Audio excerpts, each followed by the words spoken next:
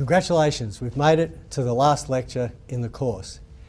In this final lecture, I want to do three things. First of all, in this section of the lecture, which will be the largest section of the lecture, I want to ask, what do we learn from the history of economic development that is of practical value for thinking about economic issues today? In the second section of the lecture, I'm going to talk about costs of economic development.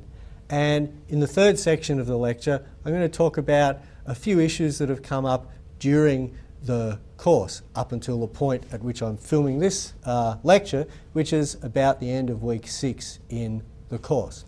So first of all, what do we learn from the history of economic development? I should start out by saying that this is going to be my perspective on what we learned from the history of economic development. And as I said right back at the start of the course, one thing that I hope you'll really do is try and think about questions like this yourself. So the way we make knowledge our own, the way we get the most thorough, the most meaningful understanding of material we've studied is really by trying to put our own conceptual frameworks on that material. And so I think it's really important to take some time, having been through the first 10 lectures in the subject, to try and think about what you think are the main themes, the main lessons about the history of economic development. And to prompt you to do that, or to assist you to do that, you'll have seen that the third assessment exercise in the course is quite an open-ended exercise, which is asking you to reflect on lessons from the course, and in particular think about lessons that you could apply to assist with development experience of poorer countries in the world today. So the topic of this section of the lecture is, what do we learn from the history of economic development? And in asking that question, I really have in mind two sort of sub-questions. First of all, throughout the course I've tried to emphasise the practical value of what we can learn from history. So while of course, as we've talked about before, it's not the case that history repeats, but that there are, I think, enough parallels between the experiences of different countries, the experiences in different periods across time, that there is learning we can take from history. So one thing I have in mind in terms of bringing it all together is what have I learned that I can apply? So this is one of the questions that I hope you'll reflect on, having done the course. What have I learned that I can apply? Of course, we've studied all different countries and we've studied all different periods of time, and so we want to bring that together somehow. And so that's the other question that I hope you'll reflect on, and that I'll be trying to talk about in this section of the lecture. How do I put it together? So how do I collect the material together into an organising framework, or a set of themes or topics that helps me make sense of the material we're studied, having in mind that we're thinking in terms of what's the practical value of the material? What have I learned that I can apply?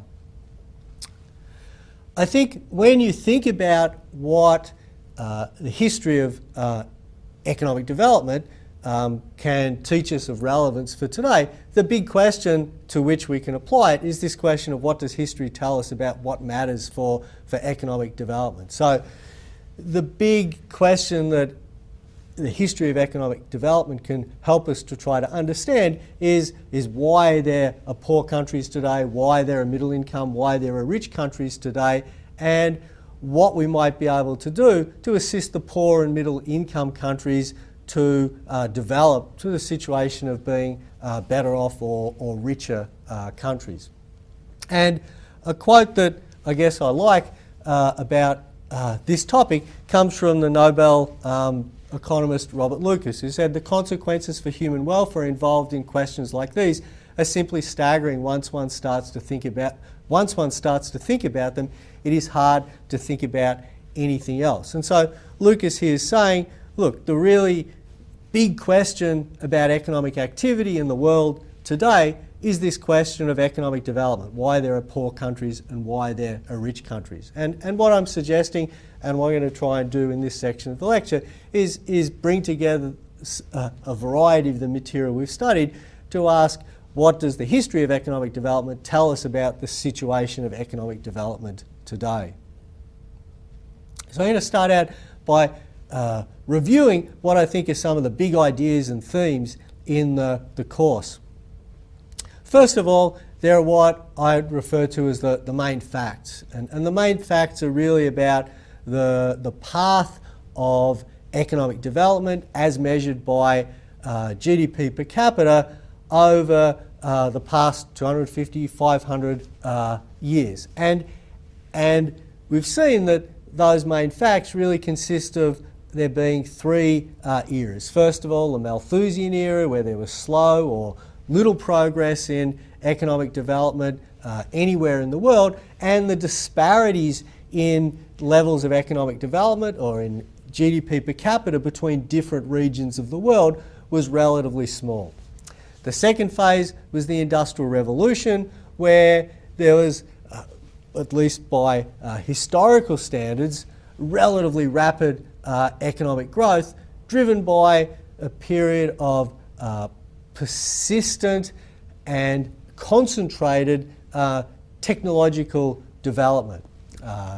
As we saw, that was a period that is identified as having commenced in Britain, but then spread relatively quickly to other parts of Western Europe, and the benefits of that Industrial Revolution also spread relatively quickly to the parts of the world that are described as the Western offshoots, such as the United States and Canada.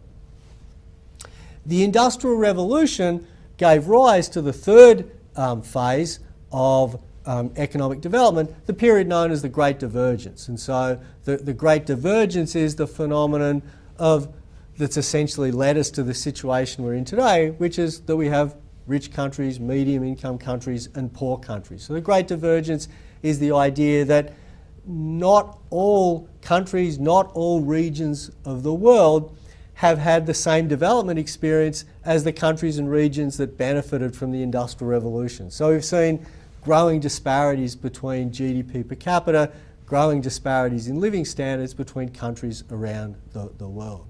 So that's the overview of the experience of economic development, which we've been studying in the course.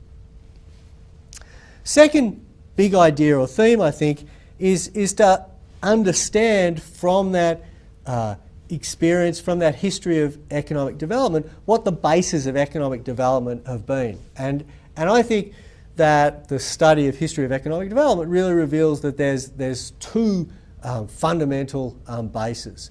First of all, improvements in knowledge of how to produce, and in particular, improvements in knowledge of how to produce that have increased the amount of output that each unit of labour can produce. Because if we're interested in GDP per capita, remember that's total GDP divided by the population.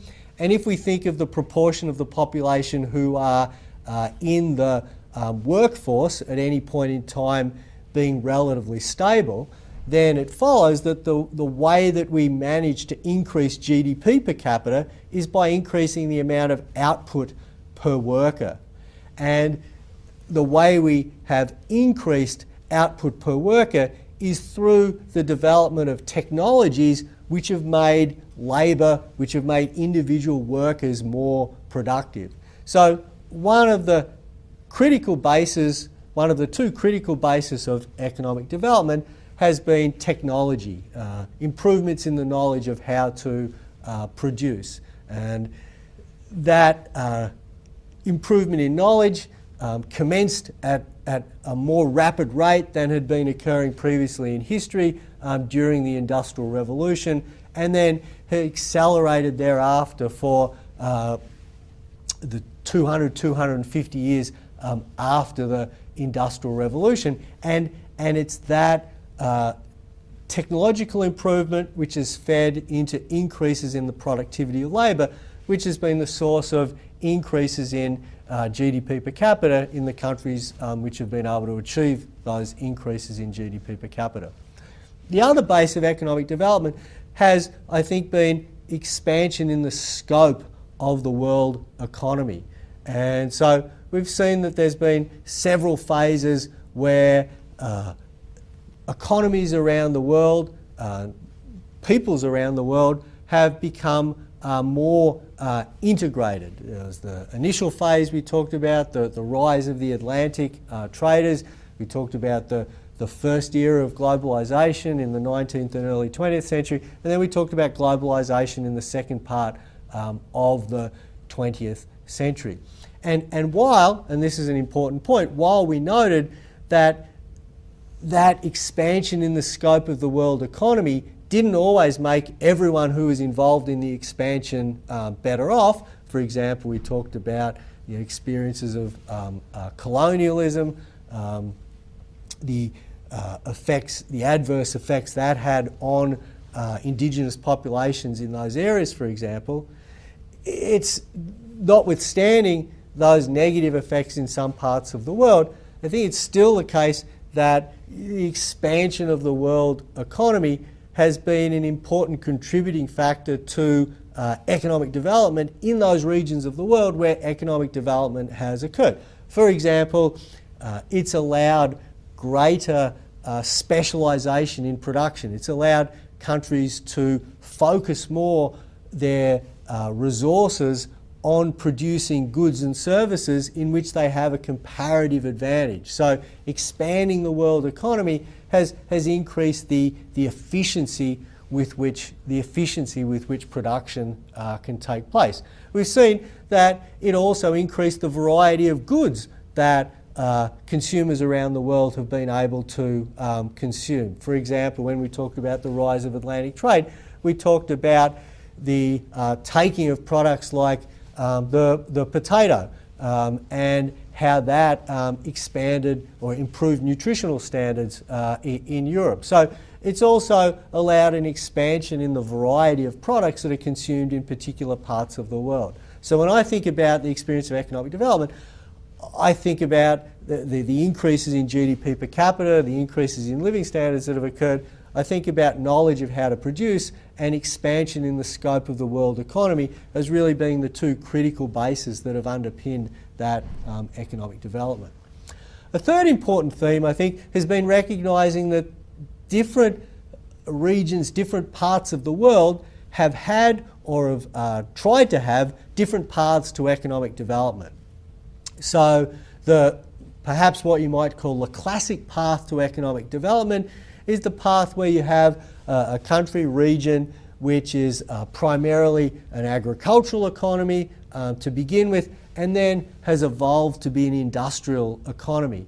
And because industry offered the opportunities for workers to produce a higher value of output per hour or day of labour, shifting workers from agriculture to industry meant that the average value of output, the average GDP per capita of workers of an economy would be increased by that transition from agriculture to industry. And so, for example, that was the base of economic development in the Industrial Revolution in Britain and the other Western European economies. As it has been the base for economic development, for example, amongst the Japan and the high-performing Asian economies in the second part of the 20th century.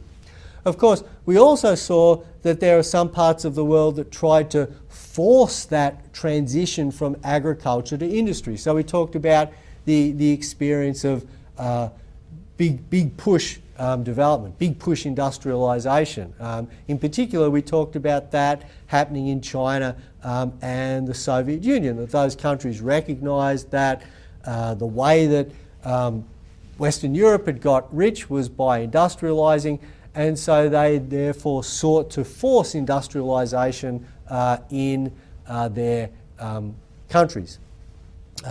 Other parts of the world were also trying to do that at around the same, with perhaps less force. So we talked about import substituting industrialisation in Latin America, and similar policies in India. And we saw in the lectures where we covered those countries and those experiences that trying to force industrialisation can, in the short run, bring some benefits from investment-led growth. There are also significant shortcomings associated with trying to force development in that way. Another path to economic development we saw was amongst the settler economies. The settler economies are the economies that we described as really having a path to development which involved being born rich, at least in terms of the period after European colonisation. So the US, Australia, Canada, New Zealand, these were places that European populations went to, colonised, and the geography of those countries meant that, and the timing at which colonisation occurred, meant that those countries relatively quickly became large-scale suppliers of raw materials to, in particular, Western Europe, off the back of the Industrial Revolution. So those countries became rich not through a transition from agriculture to industrialisation, but rather through becoming suppliers of raw materials that were being demanded by the industrialising economies in Europe. Later on, we also talked about the idea of whether a country might be able to develop. In particular, we talked about this with regard to India, by jumping from having an agricultural economy to having a predominantly service sector economy. And I guess that's not a path to development that would probably be regarded as completely settled in terms of outcomes in India at the moment, but it's a different path than, for example, we observed amongst the high-performing Asian economies in the second half of the 20th century. So it's worth noting as a distinct path to that's achieved at least some increase in development.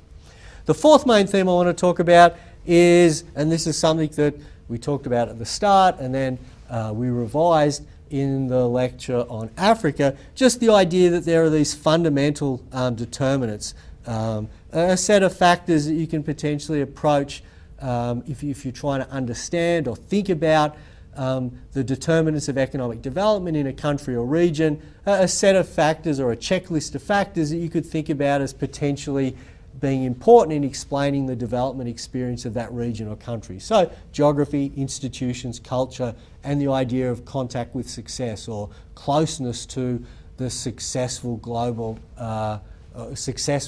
countries in the global economy. So I kind of think of these four ideas and themes as something of a toolkit that you could approach thinking about the experience of the history of economic development. That there's this particular historical background, that history tells us that there have been two sort of fundamental bases of economic development: the introduction of new technology and the scope of the world economy. The different countries have followed different paths to economic development, but the predominant path has been this transition from agriculture to industry. Some economies, the settler economies, have been successful by utilising the natural resources they have, and that there are also these, that there's a classification we can make of fundamental determinants of development that we can potentially apply to think about the experience, the economic development experience of particular countries or regions.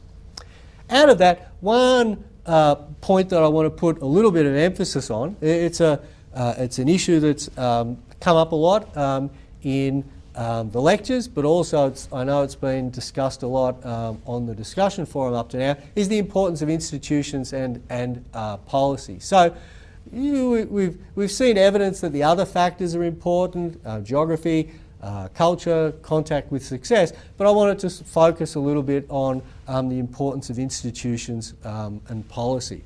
So through the course, I think we've seen a lot of evidence of the importance of institutions and policy for economic development. So if you just think back to the material that we've done this week on Latin America, or if you think back to the material the week before on Africa, we talked a lot about the role of institutions in affecting economic development, how those institutions potentially were endowed by the experience of colonisation, how the experience of colonisation meant that different parts of the world have different institutions, and how that's manifested in policies and economic development today.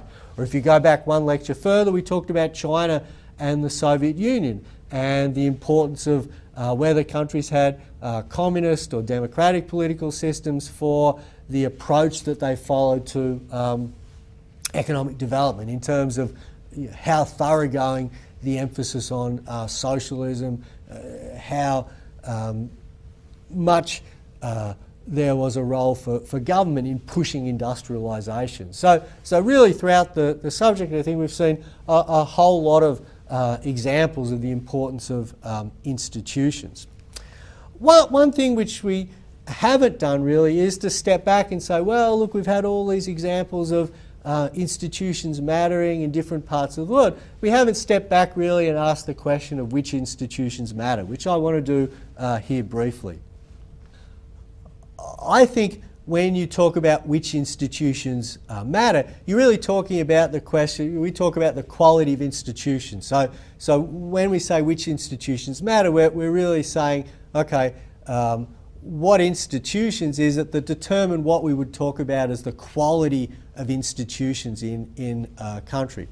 And I think the quality of national institutions is really about the extent to which a country is because of those institutions able to generate policies that reflect public interest, that are in the best interests of the whole of the population in the country. Which isn't to say that there aren't occasions where there are trade-offs in policy. One group's going to be made worse off, one group's going to be better off. But it's about policies which, in some sense, are designed to improve aggregate well-being. So from the perspective I really have in thinking about institutions and institutional quality is that what we're thinking about is the extent to which the institutions in a country are going to generate policies that reflect the public interest, policies that best contribute to the aggregate well-being of the population in that country. And I think, and this gets us back to sort of what aspects of institutions matter, I think you can summarise the key features of institutions in that sense being, first of all, institutions that are about the capacity of the state, and then secondly, institutions that are about the extent of accountability of the state to the population.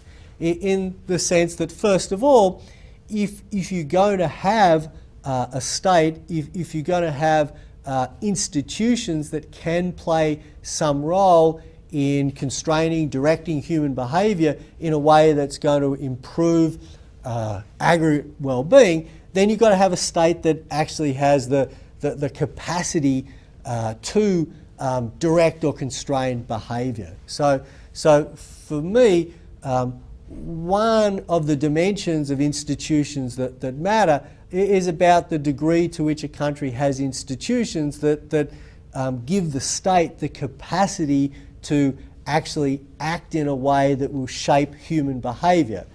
So this is just the point of, can institutions shape human behaviour? That if the institutions in a country can't really shape human behaviour, then the state and the institutions, you can't have any role in promoting public interest. So the first thing is you need institutions that give the state some capacity to potentially improve aggregate well-being.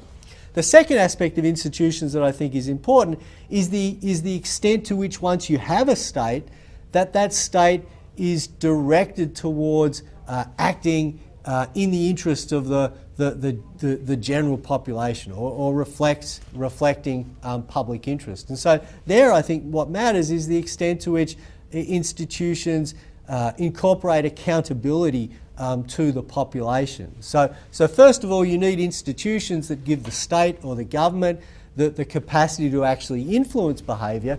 Secondly, you want institutions that are going to mean that the state or the government acts in the interests of the general population. And that's going to occur when there are institutions that mean the state or the government is accountable to the population. So that's aspects like is there accountability of the government or the state through regular elections where there's a broad franchise so that everyone in the population above a particular age perhaps gets to vote to elect the government, and where the processes are of sufficient integrity that the outcome of the election will actually reflect the preferences of the population.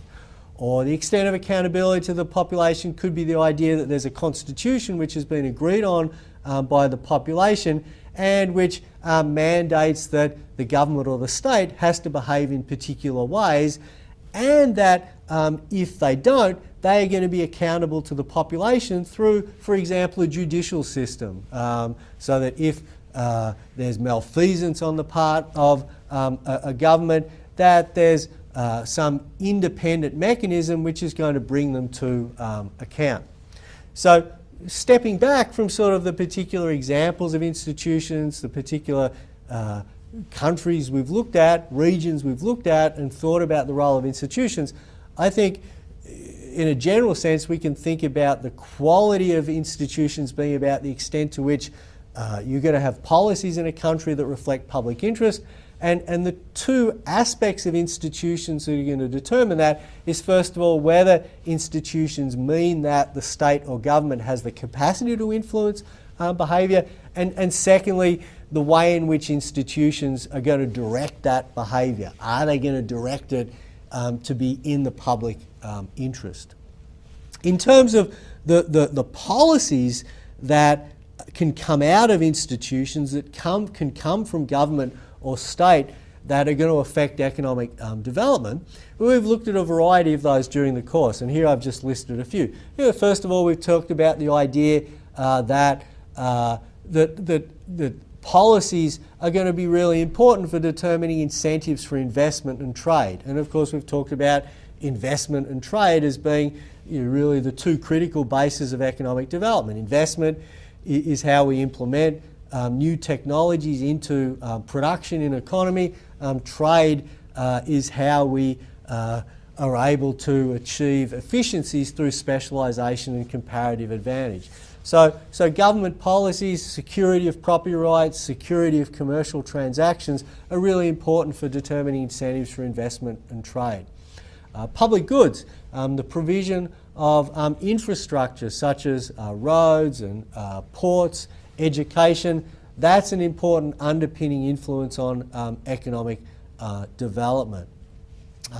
And also policy, another critical area of policy we've seen is the extent to which policy orients economic activity in a country or region towards areas where that country or region has a comparative advantage. So one very recent example we talked about this week was in Latin America, where I argued that in some periods policy pushed Latin America towards producing goods in which they had a comparative advantage, and then growth tended to be a bit higher. But when there were policies that pushed away from the activities in which Latin America had comparative advantage, for example towards industrialisation, then there was a slowing of economic development and growth. So there's a variety of types of policies which are really important for economic development. And of course the link then is back to institutions. So the idea is that if you have institutions that create policies that reflect public interest, then you're going to have policies that do give incentives for investment and trade, that do provide adequately for public education, for roads, other transport networks, and that do orient economic activity towards countries engaging in activities in which they have comparative advantage. Whereas, and that requires, as I'm saying here, first of all, the state to be able to influence behaviour. The state has to have the power to be able to actually enforce security of property rights, enforce commercial transactions, but also what's necessary is that institutions mean that the state has an incentive to be providing security of property rights and security of commercial transactions, and that will happen when there's a sufficient extent of accountability to the population. Two other points I wanted to talk about to do with institutions. First of all, just to remind you that we talked about what I think is an important idea, the idea that in some senses you can think of it being the interaction of institutions and economic opportunity that determines economic development. For example, in the lecture on Africa we talked about the idea of the resource curse. So here the idea is that different periods of history, countries have particular opportunities that confront them. They discover that they're particularly rich in natural resources. There's an opening up of world trade which gives them the potential to export goods or services in which they have a comparative advantage to the rest of the world. And here the idea is that it's the institutions you have at the time those opportunities arise that will determine the extent to which you take advantage of those opportunities. The final point I wanted to make about institutions is just to note that, of course, what I've been talking about here is just national institutions. So, well, look, if a country has a constitution and has institutions that mean that the state is able to enforce secure property rights, and there's democratic accountability which gives them the incentive to actually provide secure property rights, then that's going to be good within that country. But it's also important to remember that during the course we've seen examples of international institutions that matter. For example, choosing here the most recent example, in the lecture on Africa we talked about how the drawing of national boundaries, which we can think of an international institution, has been incredibly important in influencing the extent of civil war in different regions, civil conflict in different regions in Africa, and hence affecting economic development in Africa. And there's other examples of international institutions we've talked about as well. We talked about, for example, the creation or the determination of countries in the world to create institutions after World War II, such as the IMF and the World Bank and the GATT, which would ensure that there was integration between countries of the world, because it was believed that one reason why World War II had occurred was that the lesson from World War I, that there was a need for international integration, bodies that could bring countries together, that could give them, for example, mutual economic interest in maintaining peace, that lesson hadn't been learned from World War I. And so subsequently out of Bretton Woods, the IMF and the World Bank and the GATT have been extremely important institutions for promoting economic cooperation in the world. So we can talk about national institutions, but always important to remember the role of international institutions as well.